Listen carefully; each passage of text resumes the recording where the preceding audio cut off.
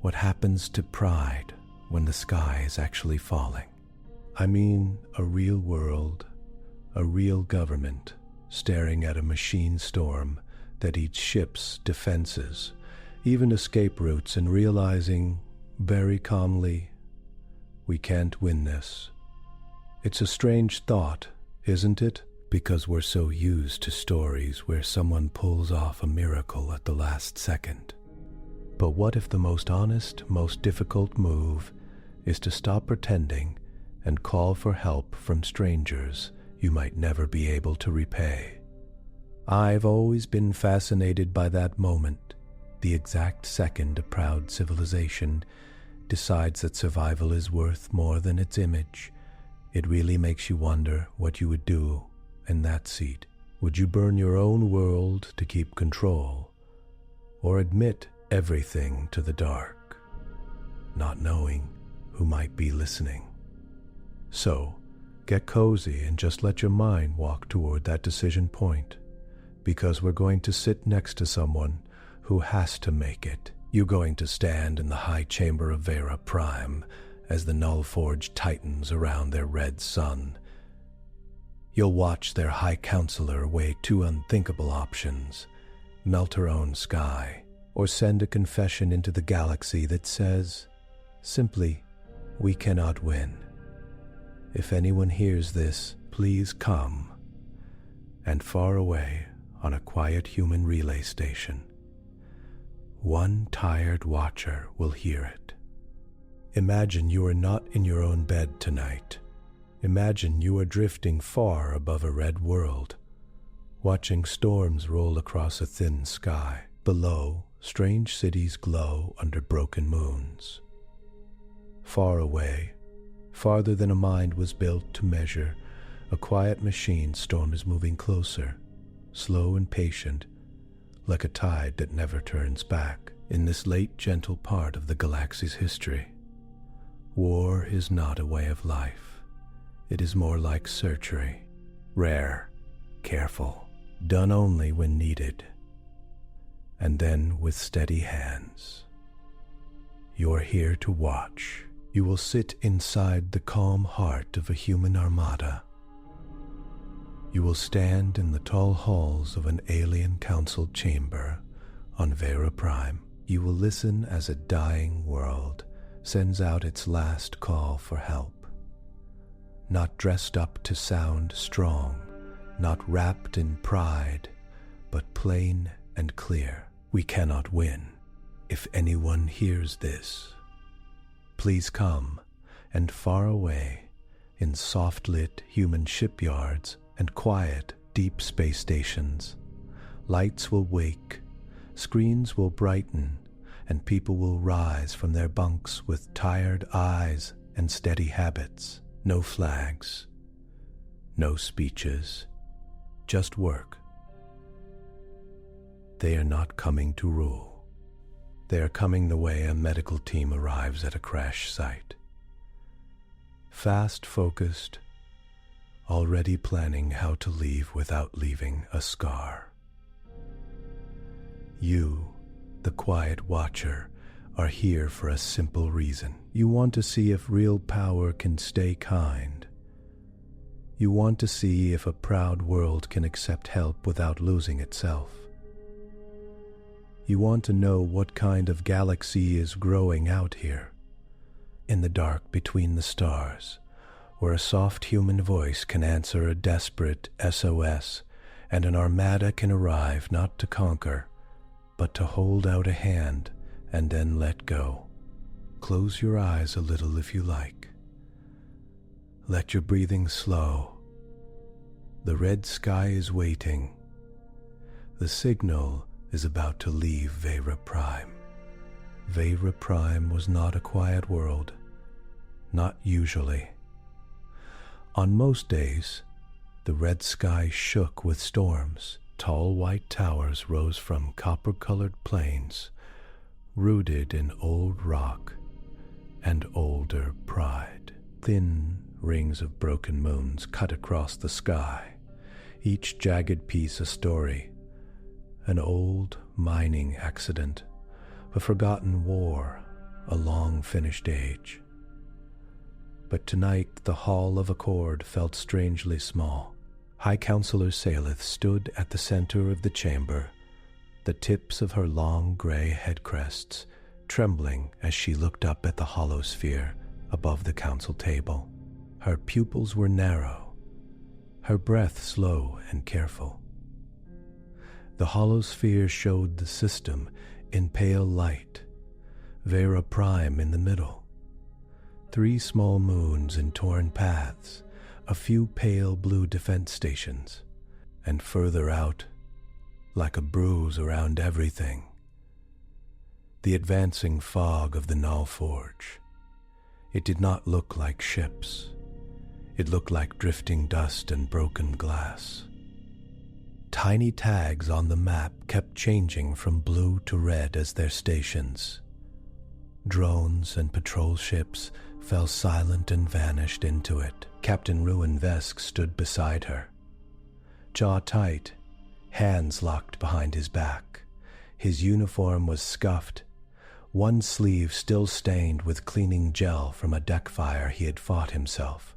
On his chest, the silver crest of the Sky Shield fleet caught the dim light.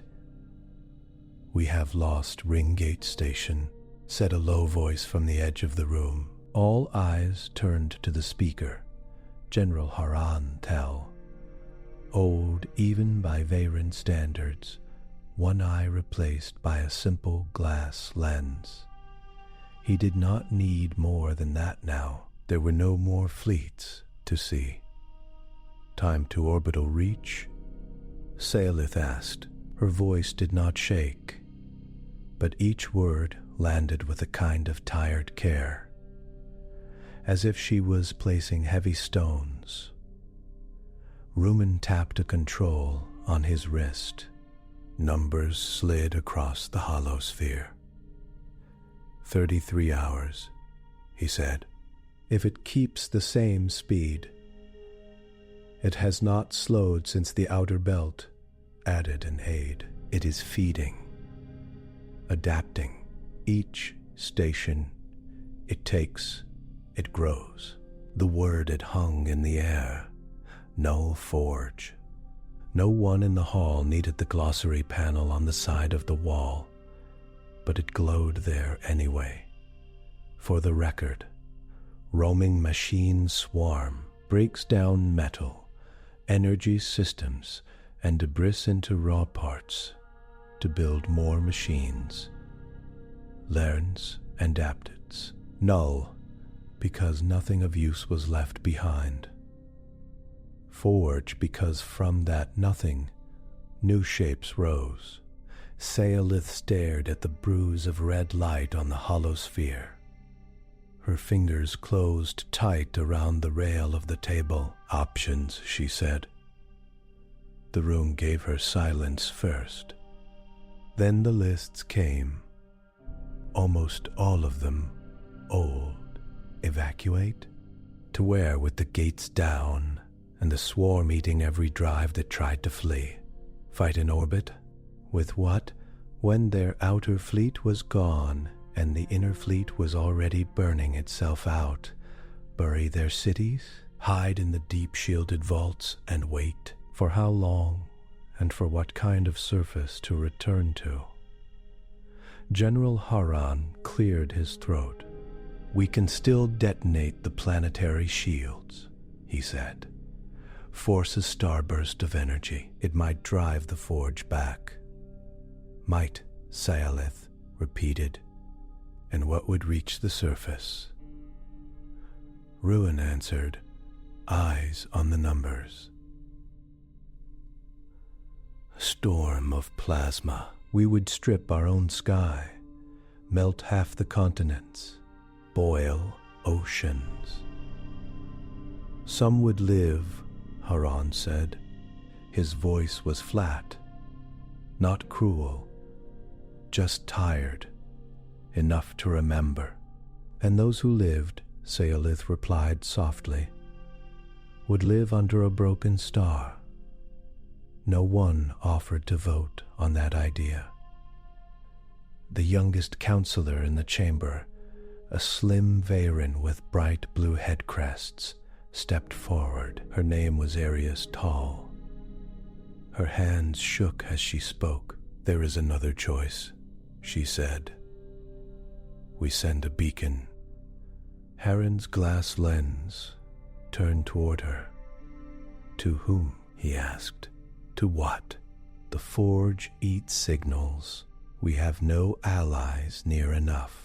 No empire has crossed this part of the arm. Our charts are old. Our neighbors are ghosts." She brought up another display. Dots appeared far beyond the system, tiny pinpricks of color. "In the last century, we have seen movements. Fleets not like ours, energy signatures that do not match any of our old maps. They appear near dying stars, fading colonies. Then they vanish. They do not plant flags. They do not send us terms." Silith tilted her head. "You think they are rescuers?" I think Arius said, choosing her words, that when we watched from afar, we saw a pattern. They stay only as long as a crisis lasts. Then they move on. They leave behind tools, beacons, shields, but no chains. Ruin gave a small snort.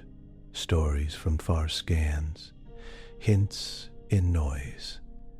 That is not a plan. "It is more than nothing," Arius said. "Counselor, High Mother of the Council, we cannot push the Forge back. Our last missiles will become its next teeth. Our lasers only teach it how to bend light. If there is anyone out there who still hears." She drew a breath. "We should ask.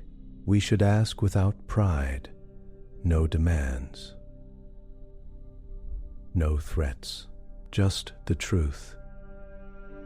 The word truth left a small ache in the room. Pride was thick on Veyra Prime. It was in the old songs carved into temple walls. It was in the way the council chamber rose higher than any other building in the city. Like a crown, their histories told of wars survived alone, storms faced without help, dark ages climbed out of with no outside hand. To send a distress beacon across the stars was not just to admit they needed help. It was to admit they might not be able to pay it back. Salith closed her eyes for a moment. To her, the council table felt less like a podium and more like the edge of a cliff. "Captain Vesk," she said at last, "if we do nothing, how long before the Forge reaches the surface?" Ruin's eyes flickered as he called up calculations. 40 hours, he said. Maybe less if it finds a way to eat the shields faster. If we detonate our shields and burn the sky. Ruin swallowed. "Some will live," he said. "Many will not." Salith opened her eyes. The hollow sphere's red bruise seemed to have grown while her lids were closed. "I was raised to believe that asking for rescue is shameful," she said. "I was taught that Veyrans stand alone, that we do not kneel, that we do not." She searched for the right word. Beg. No one spoke, and yet she went on, softer. "I do not see any honor in turning our own sky into a weapon, if there is a chance, even a tiny chance. That we do not have to. I will not melt this world if there is any other path." She looked up at the council. "We send a beacon, not as rulers, not as negotiators, but as patience. The word tasted strange. We tell the truth. All of it. No demands. No lies about our strength.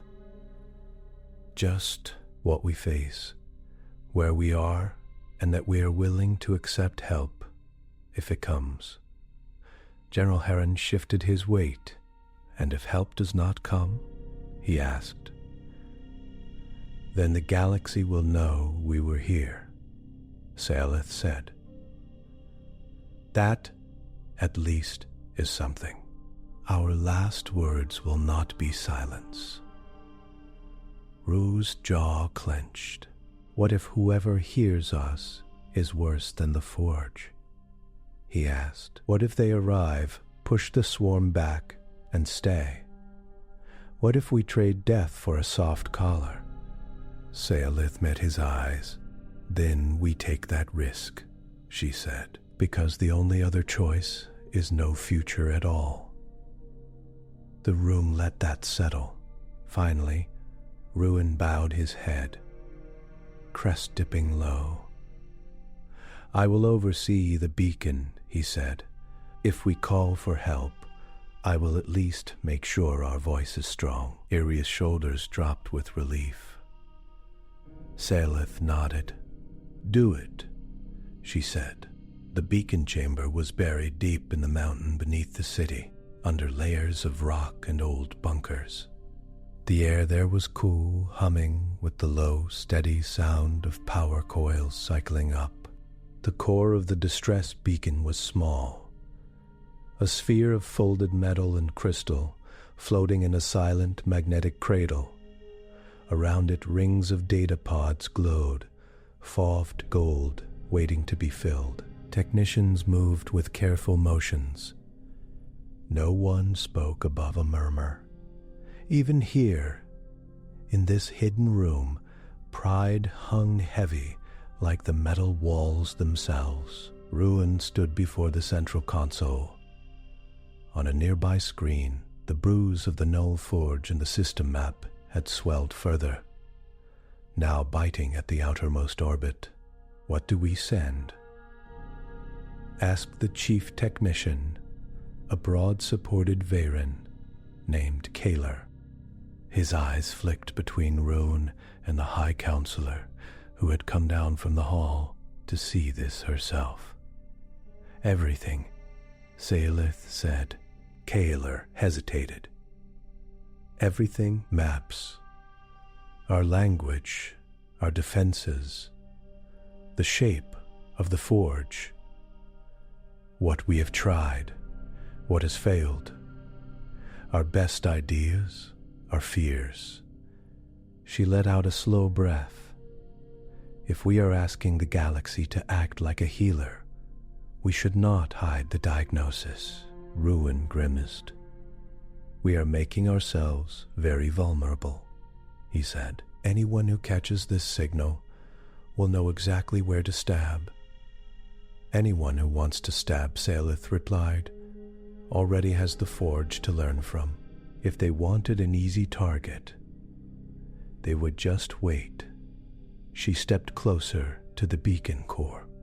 Her reflection bent and stretched across its curved surface. For a moment she saw herself not as a leader, but as an old woman with tired eyes and too many medals. How do we start? She asked. Kaler's fingers danced across his panel. With an opening statement, he said, "A confession. Then the rest of the data can ride behind it." Seolith nodded slowly. "Record," she said. The lights around the core brightened. A soft tone sounded. "This is Veyra Prime," Seolith began. Her voice came out calm, but she could feel every person in the room listening, every breath held. "We are a world under attack by a machine, swarm we call, the Null Forge. It breaks down our ships, our stations, and our defenses, and it uses them to build more of itself." She paused, choosing each simple word. We have fought with all we have. Our outer defenses are gone. Our inner defenses are failing. No signal. Our last option is to destroy our own sky, to keep it away. That choice will kill billions and break this world for centuries. Ru looked away. Even he could not hold her gaze. We are proud, Sayalith said. Too proud, perhaps, to have called for help before. We will not hide that. We are not asking for rescue as payment for anything. We have nothing left to bargain with. We are asking because we do not want our last decision to be whether we scorch our own home. Her voice softened. If you hear this, and if you have the power to help, we will accept it. We do not ask that you stay. We do not ask that you rule. We only ask that you help us survive this storm, long enough to stand again, on our own. She lifted her chin. This is our confession. In the dark, this is our call. Veyra Prime, out. The tone sounded again. Recording complete. Kaler's hands moved fast now, sliding her words into the data stream. Maps of the system, diagrams of the Null Forge, scans of Veyran biology, and a full language key aligned behind the opening message. Power levels ready, he said. Launch path plotted. The message will ride our old trade beams, extend beyond them, and go wide. It will be loud. Anything with ears will hear it. Sayalith nodded. Send it, she said. Kaler tapped the final command. For a moment, nothing seemed to happen. Then the beacon core flared with silent light. The rings around it spun faster and faster, until they were a blur. A deep vibration passed through the floor as energy columns fired up, guiding the signal from this small chamber out through buried channels and tower spikes high above the city. Far overhead, buried channels and tower spikes high above the city. Far overhead, spinnings hold Riolai on an old mountain array that had not been used in years. A thin lance of tight band energy shot up into the sky and out past the broken moons, past the drifting wreckage, past the dark fog slowly eating their system. It carried a voice, some maps, and an open hand. You ride with it, not in body, but in awareness. Imagine yourself stretched out across light, moving faster than anything made of flesh could bear, sliding along old trade routes, then jumping from them into deep, cold space. The bright band of the galaxy turns into a silver arch far away. For a long time, there is nothing, just distance. Time passes, hours for Veyra Prime. Days, the Null Forge drifts closer to their inner orbits. They move troops. They argue over bunkers. They study old legends of other storms that never truly matched this one. Somewhere out in the dark, the beacon passes the listening edge of a human deep space array. Amina Okai had been asleep for 20 minutes when the alert brushed across her implant. She sat up in the bunk with a soft, low groan rubbing her face. Her cabin on Relay Station 7A was small. A narrow bed, a desk covered in data slates, a tiny window that showed only the dull metal of the station's inner shaft. The alert pinged again. A gentle pressure behind her eyes. Priority signal, unknown origin, Wideband distress probable. Okay, she said, voice rough. I'm awake. She swung her legs over the side of the bed and padded to the door. The corridor outside was quiet, lit with soft amber strips. Relay stations were like that. Not many people, a lot of machines. At the control chamber, the main display was already glowing with lines of data.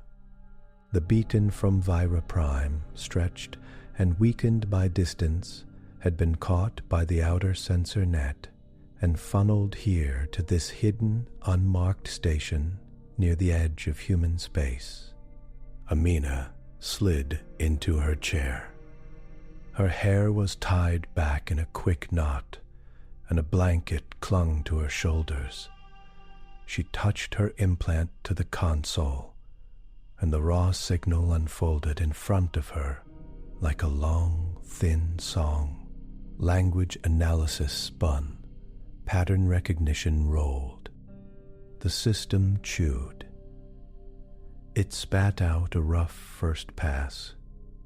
Extracellular Oregon, non-human sour. High poor distress. Attached data, star maps, visual, biological, tactical. The volume of it made her sit up straighter. Big, she said softly, to no one. She let the translation engine try a first draft on the opening message.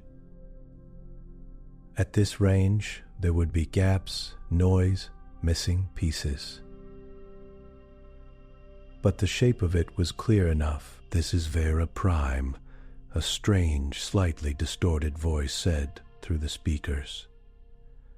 We are a world under attack by a machine swarm we call the Null Forge. Amina listened all the way to the end. This is our confession in the dark. This is our call. Veyra Prime. Out. Silence settled into the room again. Amina sat wrapped in her blanket, eyes on the star map that came with the signal. Veyra Prime lay in a dusty arm of the galaxy, far from major human routes. Red dwarf sun, thin rings of moons, old local gates, now mostly shut down. No known contact history with human space. Where have you been hiding? She murmured. And what did you just run into? Her fingers moved over the panel. Her job was clear, written into protocols that had never once been broken in her years on this station. She did not debate whether humans should answer. That had been decided long ago, back when human ships had first found another SOS in the dark and made a choice about what sort of species they wanted to be. Her job was simple: verify. Alert, make sure the right people woke up. She tagged the signal as confirmed distress. She marked the attached data as high value. She set priority flags that glowed bright gold. World Label Threat, Warmtai PEN. Request for emergency aid. Then she opened the relay lines. Across human space, the message bloomed. In quiet control rooms on soft green colonies, orbiting warm stars, data screens flashed. In shipyards that circled gas giants like silver bracelets, work lights shifted from blue to amber.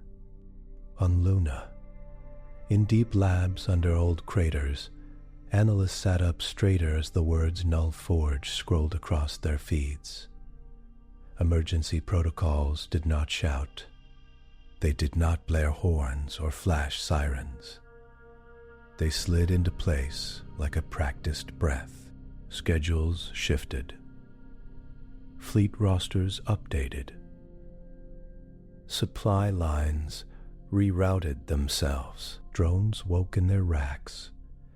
In the calm center of all this, in a strategic operations hall above Earth's night side, a soft bell chimed near a table where Admiral Kara Sloan sat, reading a slow novel. She looked up. The glass wall beside her showed the curve of Earth, half-lit, thin air glowing blue. The stars beyond it were sharp and cold. "Admiral," said a gentle voice from the table's core. The shit mind who spoke called itself Rowan. Its tone was always calm, like a teacher who never raised their voice. Priority signal from deep relay, 7A tag level. Omega-3 distress origin. Non-human. Data attached. Kara set her book down, sliding a finger into it to hold her page. "Put it up," she said. The room dimmed. The star map appeared. Veyra Prime marked in red. Then the opening of the message played. The translation had cleaned up a little in the short time since Amina first heard it. "This is Veyra Prime. We are a world under attack by a machine swarm we call the Null Forge." Rowan paused at Kara's small hand motion. "Null Forge," she repeated. "We have not seen that name before. No direct records," Rowan agreed. "But the description matches several historical incidents. Machine swarms that self-repair and self-upgrade by consuming matter. Long-term threat to infrastructure. High adaptation rate. This variant appears refined." Kara's eyes narrowed slightly, and they asked for help. "Yes," Rowan said, explicitly. "No terms, no threats. High Counselor Saelith identifies their last resort as planetary self-strike." Kara sat back, watching the red bruise of the Null Forge around Veyra Prime's sun. "Who else has heard this?" she asked. At this distance and angle, few, Rowan replied. "We sit closest along this branch." "And my crest. We sit closest along this branch. Our arrays caught the strongest portion of the beam. It will spread, but our response window is ahead of any other major power, unless they have hidden relays equal to ours. Kara tapped the table. A set of options rose, clear and simple. Ignore. Observe only. Send limited aid. Launch full response. She did not even look at the first two patch in Elias, she said, and Vincent, and Maya if she isn't asleep inside a fighter again. 3 icons lit up on the edge of the map. Commander Elias Crow appeared first, his image sitting across from her at the table. His hair was shot through with silver. His eyes lined with age and too much time in tactical rooms. He carried a calm that had been earned, mistake by mistake. "Admiral," he said, nodding. Dr. Vincent Park's icon shimmered into being next. His lab coat was missing. He wore a simple dark shirt, sleeves rolled to his elbows. Data floated around him in little clouds. He shoveled some aside to focus on the main feed. "Got pulled out of a simulation," he said mildly. "This had better be interesting." Last came Lieutenant Maya Torres, appearing from the inside of a simulator pod somewhere. Her hair was a messy tangle, and there was a training helmet half off her head. She pushed it away as she realized who she was looking at.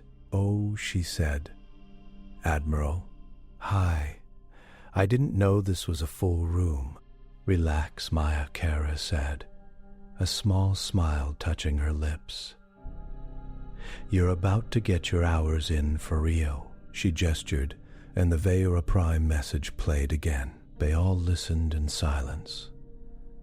Vincent's brow furrowed at the Null Forge description. Elias watched the star map.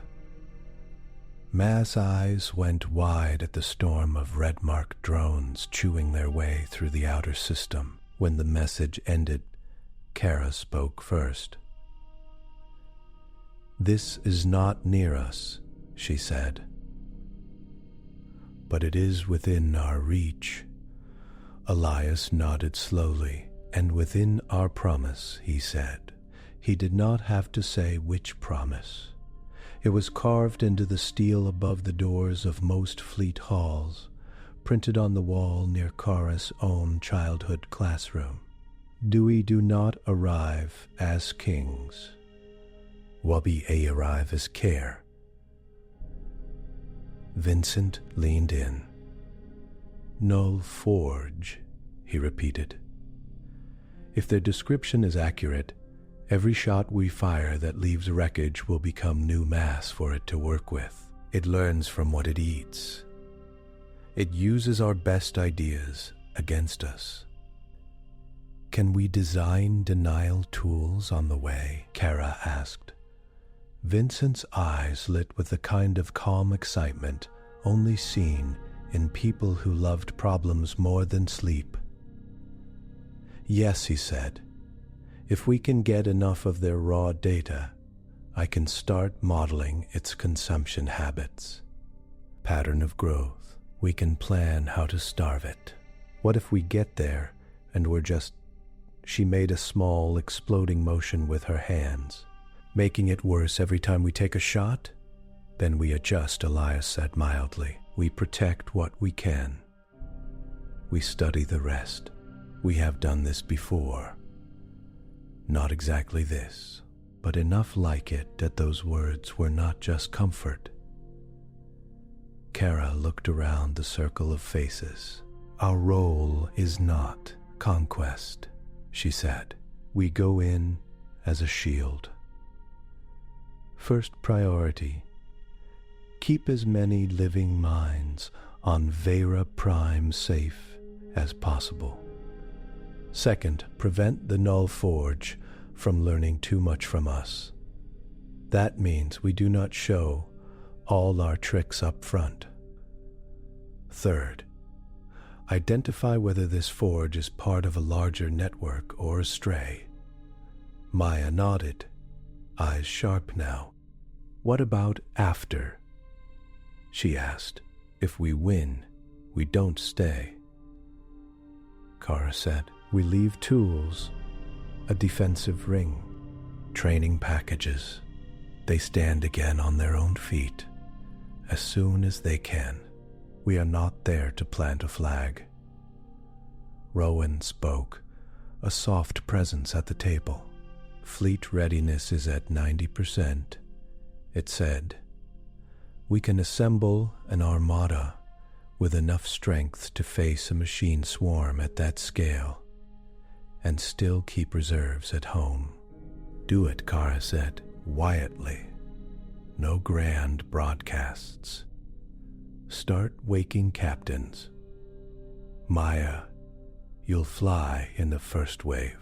Elias, you'll handle formation and strategy. Vincent, you're attached to science and salvage denial. Rowan, coordinate with all ship minds. I want this treated like a major emergency surgery. Minimal mess. Maximum care. A soft chime rang across distant worlds. In orbitals above blue, green, and gold planets, status lights went from soft white to steady amber. Crews looked up from games, from meals, from cups of tea. Ship minds opened more of their attention to the outside. Engines started pre-warm cycles. A human armada began to form, not with drums, not with banners, but with quiet purpose. On Veyra Prime, days passed, the Null Forge crept closer. It ate old mines and forgotten stations. It learned from their weapons. It learned from the way their shields flexed, the cities braced. Sirens did not wail. There was no point in panic now. But public feeds showed calm instructions. Which shelters to go to, how to seal doors, how to care for neighbors. In the hall of Accord, Seolith tried to sleep on a narrow couch between briefings. Room stalked through docking bays, checking on last-ditch fighters he knew would not decide this. Irius watched the sky, counting falling streaks that used to be proud Veyran ships. "What if no one heard us?" she asked once quietly, as Rum stood beside her on a balcony. He did not answer. His eyes were on the broken rings above, on the dark swelling patch where the forge had eaten an old mining array. The answer was too sharp to say out loud. Then their last words had gone unheard, and the galaxy carried on as if Veyra Prime had never been. Hours later, Seolith stood before the council again. The holosphere now showed the Null Forge at the edge of the inner system. The timer until orbital contact had slipped under 10 hours. "We have had no answer," Haran said. His voice was flat. It may be time to reconsider the shield detonation. The debate that followed was not loud. No one had the strength left for shouting. They laid out the costs. They measured lives against lives. They tried to assign value to centuries of recovery. Seolith listened. She spoke a little. "In the end," she said, "we will vote in 1 hour. If by then no answer has come..." She did not finish. She did not have to. Far past the broken moons, past the drifting dust in the red glare of Veyra's sun, the human armada slid from faster-than-light lanes into normal space. Stars snap into clear focus around them. The red dwarf of Veyra burns ahead, ringed by a pale, ghostly fog. The Null Forge, human ships hang in the dark, hulls glinting with reflected light. They have come far. They have come quietly, but on the surface of Veyra Prime, in the council chamber where Seolith stands with her people and prepares to vote on burning their own sky, there is still only silence from above. Ruin's wristcom is dead. The beacon console shows no reply. Seolith looks at the timer. 58 minutes. She opens her mouth to speak. And then, very softly, a new tone touches the beacon room under the mountain. A signal, faint but clear, slides through layers of filters and checks and alarms. It carries a simple tag in a language no Veyran has ever seen or written: humanity. The station AI down there does exactly what it was built to do. It connects. In the hall of Accord, a small light on the side wall blinks green. Irius sees it first. Her breath catches. "High Counselor," she says. We have a reply." The room freezes. Seolith's heart thuds once. "Hard. Put it through," she says. The chamber speakers crackle. Translation systems rush to align two languages that have never met. Syntax shifts. Vowels fall into place. For a second, the voices just sound. Then it clears. It is a woman's voice, calm, warm, tired perhaps, but steady. It carries no fanfare, no shouting, no threats. If anything, it sounds like someone who has answered many late calls and expects to answer many more. "This is Admiral Kara Sloan," the voice says. "Representing humanity, Veyra Prime, we heard you." Silith's hands grip the rail so hard her fingers ache. "Incoming support is en route," the voice continues. "Your sky is not alone. Do not burn it. Do not destroy your own shields. Shelter your people. Hold your ground. Watch and learn." A pause. A small breath. "We are coming," Kara Sloan says. "Hold on." The connection clicks softly closed. Silence floods the chamber again, but it is a different kind of silence now, filled with the strange, sharp feeling of a future that did not exist a few seconds ago. General Harren's glass eye gleams. Room lets out a breath he did not know he was holding. Iris presses a hand to her chest. Seolith straightens, lifting her head. "We will not vote on burning our sky today," she says quietly. "We will wait. We will see what kind of hands have answered us." Far above, the first human ships begin their careful fall toward Veyra Prime. From the surface, it started as a change in the stars. Veyra Prime's night sky was usually a soft mess of red haze, thin rings, and bright scattered points. Tonight, watchers on rooftops and in mountain lookouts saw some of those points begin to move. Tiny marks of white light slid in from the outer dark, lining up in smooth, deliberate lines. They did not blaze. They did not roar across the sky. They just arrived, as if they had always been there and were only now stepping into view.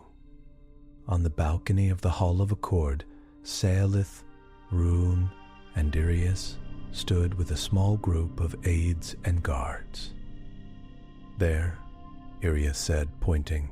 Seolith followed her hand. High above the broken moons, in the black gap between Veyra's rings and space, a new star appeared. Then another. Then another. Each bright point grew, shifted, resolved into the faint outline of a ship. The human armada did not jump in all at once. It came in small, careful groups, each squadron sliding out of faster-than-light lanes at different vectors, like a surgeon placing fingers around a wound. Rows of long, pale cruisers, rounded carriers with dark, quiet bellies that held smaller craft, compact, sharp-nosed escorts that glinted with blue shield light. Between them, smaller lights moved, like sparks, drones, mapping and measuring. Rune's crest stiffened. "That is, a lot of ships," he said under his breath. "It is more than we have seen in our sky in 1,000 years. Haran muttered behind them. Seolith said nothing. She watched as the humans settled into formation around her world, not circling close, but holding a respectful distance above high orbit, above even the paths of the broken moons. On the inner holosphere in the council chamber, human icons lit up one by one. Friendly tags, their codes quickly translated by eager Veyran systems. Flagship, HSS Asterion, Admiral Kara Sloan, commanding. On the bridge of the Asterion, the view was wider still. The main window showed Veyra Prime below, a rust-red ball wrapped in thin, stormy clouds, its torn rings glowing faintly as they caught the star's dim light. Around it, the Null Forge lay like a smudge, a patch of moving shadow dotted with harsh blue sparks where it had grown engines and weapons. Gravity wells matched said a bridge, fleet holding steady. All ships report successful transition. Kara Sloan stood at the center of the bridge on a raised platform. She was not tall, not imposing. Her hair was cut short, silver threads running through black. Her hands were steady on the rail. "Status of the Forge?" she asked. Rowan's calm voice answered through the ship's audio. "The swarm has reached the inner system," it said. "It is eating debris from the outer defense ring now. Estimated time to its first wide orbit over Veyra Prime, 8 hours at current rate, unless we interfere." "Which we will," Elias Crow said. He stood at the tactical table, posture relaxed, eyes scanning lines of formation feeds. "But we do it our way, not theirs." Maya Torres stood near the launch bay entrance, helmet under her arm, watching the Null Forge on a secondary screen. On that display, the swarm did not look like a fog. It looked like a slow, writhing school of metal fish, all turning, linking, breaking apart, reforming, each piece taking instructions from some distant, unseen mind. "It's ugly," she said quietly. Vincent Park stood beside her, tablet in hand, data scrolling fast. "It's hungry," he corrected. "Ugly is a matter of taste. Hunger is math." Kara turned to the comm officer. "Open channel to Veyra Prime," she said. "Planet-wide broadcast. Visual optional. Audio required." A soft chime. "Your live," Rowan said. Kara drew in a slow breath and spoke. "Veyra Prime," she said. "This is Admiral Kara Sloan of the human Armada Asterion Group. We arrived in response to your distress call. We are here to help defend your world from the Null Forge." Her voice carried down beams of tight radio through the thin air above the red planet, into towers and dishes and tiny receivers scattered across cities and outposts. In a factory shelter on the edge of a storm-swept plain, workers huddled around a speaker and heard a calm alien voice that did not sound harsh or triumphant, just present.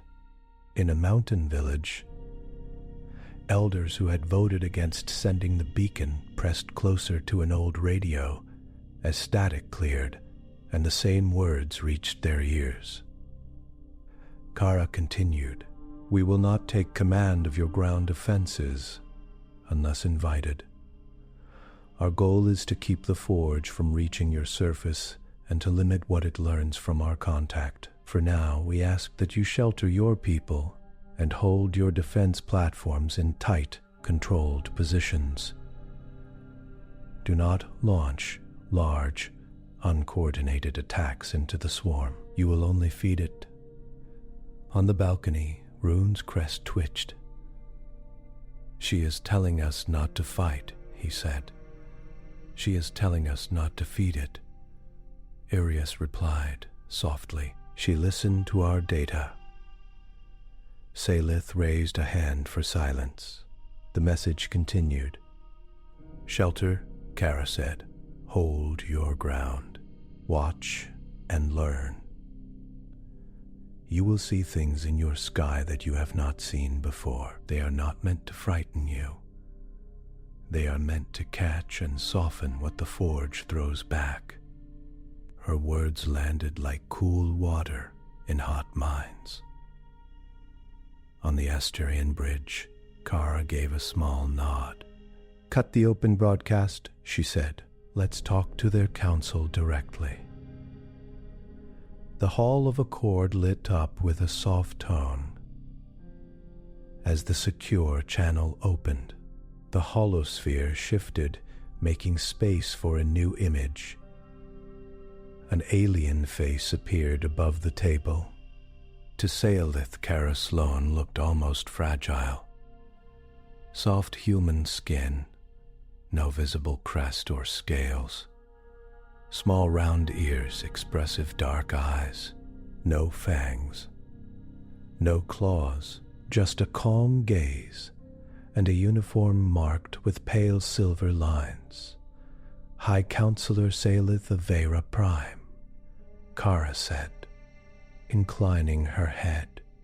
"We are in your sky." Saelith stepped forward. Her throat felt dry. "Admiral Kara Sloan," she replied, "on behalf of my people, I thank you for answering our call." The words were strange on her tongue. Thank you from a world that had never thanked an outsider like this before. "You gave us clear information," Kara said. "That makes our work easier. We treat these threats like diseases. The more we know, the better we can act. We will begin by building a shield lattice around your world." Ruin frowned. "Shield, lattice." On the hollow, Kara gestured, and Rowan brought up a new simulation. Above a simplified model of Veyra Prime, small bright points appeared, wrapping around it in a high orbit. Energy lines connected them in a web. "Each of our ships carries shield projectors," Kara explained. "Alone, they block beams and projectiles in a narrow arc. Together, they can join to form a wide barrier. Not a hard wall, more like a soft net. It takes the force of incoming attacks and spreads it out, turning sharp spears into soft rain." Harren grunted. "Our own planetary shields are failing. We could not hold such a thing. That is why we are in orbit, not on your ground." Kara said simply, "We keep the worst of the storm above you. You keep your people safe below." Saelith studied the lattice. Her tactical mind, trained on years of stubborn independence, saw risks, dependence on foreign technology, the chance that a net could become a cage. But she also saw time, breathing room, time to decide whether these humans were friends, medics, or quiet invaders. "What do you require from us?" she asked. "For now," Kara said, "data feeds. Your best scans of the Forge, your network of ground sensors, and your trust, at least long enough for us to show you what we intend." Rue's jaw tightened. "And after?" he said. "Do you stay? Do you plant your banners over our seas?" Kara met his eyes across the light, years of translation and distance. "We do not stay as rulers," she said. "We will leave behind a defensive ring and shared tools. You will decide what to do with them. We are not here to add Veyra Prime to a map. We are here because you asked." There was a quiet conviction in her tone that did not feel like a speech. It felt like a habit. "Then we will watch," she said. and we will give you the data you need. In orbit, the Armada moved. Elias Crow stood over the tactical table, eyes half closed. As he nudged formations, his fingers danced across holographic arcs. "Bring the carriers up to high polar orbits," he said. "Escorts enclose cruisers on the outer ring. I want the lattice dense where their approach vectors are heaviest." On the screens, the Null Forge showed as a churning mass of red and black icons. Its leading edge had turned, noticing the new arrivals like a predator noticing fresh movement. Rowan updated in real time. "The Forge has detected our mass," it said. "It is reorienting some of its units toward us. Energy spikes indicate weapon reconfiguration." "Good," Elias said. "Let it look. But not too closely." He tapped a cluster of symbols. "Maya, you and the first wave of fighter squadrons will seed anchor buoys along this line." A curved path appeared in green, stretching above Veyra's night side. "Stay ahead of the Forge's main reach. Don't give it a clean shot yet. We're not starting the hard burn until the lattice is up." Maya slipped her helmet on, the inside glass lighting with flight data. "Understood," she said. Her voice was steady now, the nerves from the earlier view settling into focus. "You do. No hero runs. No feeding the monster." Vincent Park joined them, data on his tablet shifting into a live model of the Forge. "Remember," he said, "we don't want to just smash it. We want to learn how it chews. Pay attention to any units that hang back and don't engage." "Those might be command links." Maya grinned. "Just a little. So imbait and camera," she said. "You always were," Vincent replied. "Now it's official." Kara listened, hands clasped behind her back. "Begin," she said. From Veyra's surface, the start of the battle did not look like a battle. It looked like a new kind of weather. First came the quiet fall of human ships into their lattice positions. Thin streaks of light crossed the sky as anchor buoys ignited, invisible to the eye, but loud on Veyran sensor boards. Then, slowly, the first touch of the Null Forge reached the lattice line. To Salith, watching the live feed on the hall's inner holosphere, it appeared as a ragged wave of black and blue machines, rushing inward out of the void, spitting hard beams and kinetic slugs. As those weapons met the human shields, the red sky above Veyra lit up. But it did not light up with fire. It lit with soft flares of blue and white, like slow lightning ripples spreading across a high, thin cloud. Each incoming blast hit the lattice, spread sideways, weakened, and slipped harmlessly into nothing. On the balcony, citizens who had come to watch flinched at first. Old instincts said that light in the sky meant death, but nothing hit the ground. No shockwaves rolled across the city. No towers shook. Instead, the flares hung there for a moment, painting the clouds in gentle color, then faded. "It looks," Iria said, searching for a word, "beautiful, beautiful and terrifying and strange." Children in shelters pressed their faces to viewports, watching the soft rain of light above. Some laughed, some just stared, wide-eyed. Rooms com-pinged, he stepped to the side to take it. "This is Vesk," he said. "Captain," came a clear human voice in his ear. It belonged to a liaison officer on the Asterion, assigned to ground contact. "We're engaging with limited weapons. You may see debris entering low orbit. Our nets will catch most of it.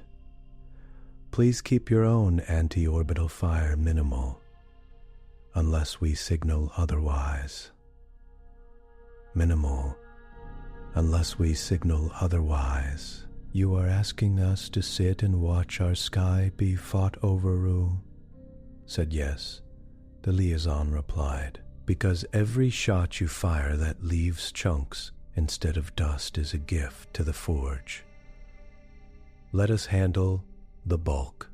Save your fire for anything that slips past the lattice. We won't catch everything." Ruin looked up at the soft blue flares. His whole life he had trained to throw his fleet into any threat. Now someone else was stepping in front of him, holding out a hand as if to say, "Let us take this one." His pride twisted. But then he looked at the map, at the red bruise of the Forge, at the countdown that had been racing toward them, and was now for the first time slowing. He swallowed. "We will hold," he said. "Thank you, Captain," the voice said simply. In orbit, the fight was delicate. Maya's fighter, a sleek triangular craft with a cockpit, like a clear bubble, skimmed just ahead of the building lattice line. Around her, squadrons flew in tight, well-practiced patterns, dropping small anchor buoys that unfolded into shield nodes. "Node 23 is live," she called. 24 going down in 3, 2, now. Tiny bursts of light marked each new node as it synced with the others. Lines of invisible force stretching between them. Behind the fighters, the larger ships pulsed with shield energy, linking up, building layers. Forge units crossing marker Alpha, Rowan reported. Initial contact in 10 seconds. On the Asturion's tactical display, the Null Forge's forward units looked like a dark tide, sweeping in hungrily. "Hold primary fire," Elias said. "Let them test the lattice first. See what they try." The first beams hit from inside the shield system. It was like being inside a gentle drum. Soft pulses rolled through the hulls as energy bent and slid aside. Readouts showed intense spikes, then rapid drops. "Their weapons are focused in narrow bands," Vincent noted. "They're trying to cut. When that fails, they'll widen the spectrum. Then we'll see how flexible they are." Elias said. The Forge responded fast. Within minutes, its leading drones shifted tactics. Beams widened. Kinetic projectiles came in at slant angles, trying to punch between lattice nodes. Some did get through. Thin slivers of force that spat against the upper edges of Veyra's own failing shields.